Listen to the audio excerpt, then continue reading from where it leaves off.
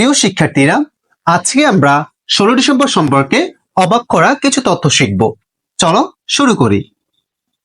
16 December 1971 সালে 19,634 জন সদস্য আত্মসমর্পণ করে। এই প্রশ্নটি আমাদের পরীক্ষায় প্রায় এসে থাকে।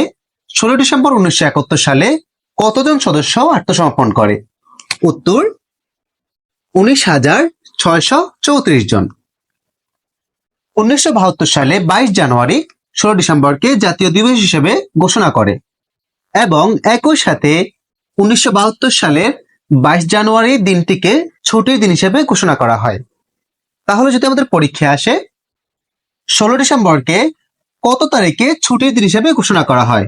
উত্তর 1972 সালের 22 জানুয়ারি। 16 ডিসেম্বর ভোরে 31 বার তপধ্বনির মাধ্যমে দিবসটিকে সূচনা করা হয়। এই দিনটি পাওয়ার জন্য 30 লাখ মানুষ প্রাণ দিয়েছে।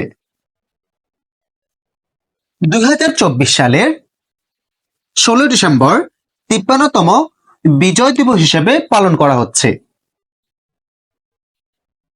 9 মাস যুদ্ধের পর অর্জিত হয় একটি নতুন স্বাধীন দেশ। এই দিন বাংলাদেশের সামরিক বাহিনী প্যারেড স্কয়ারে বিজয় দিবসের কুচকাওয়াজের আয়োজন করা হয়ে থাকে। তো প্রিয় শিক্ষার্থীরা, এই দিনটি আমাদের জন্য একটি গৌরবময় দিন।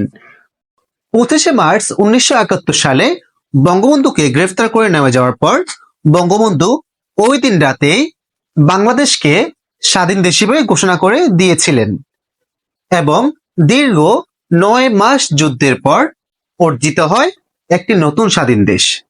তো প্রিয় শিক্ষার্থীরা, এই দিনটিকে আমরা খুব ভালো করে উপভোগ করব এবং এই দিন সম্পর্কে আমাদের ছোট যারা আছে তাদেরকে জানিয়ে দেব।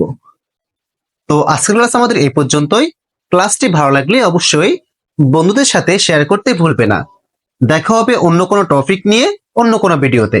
Thanks to all.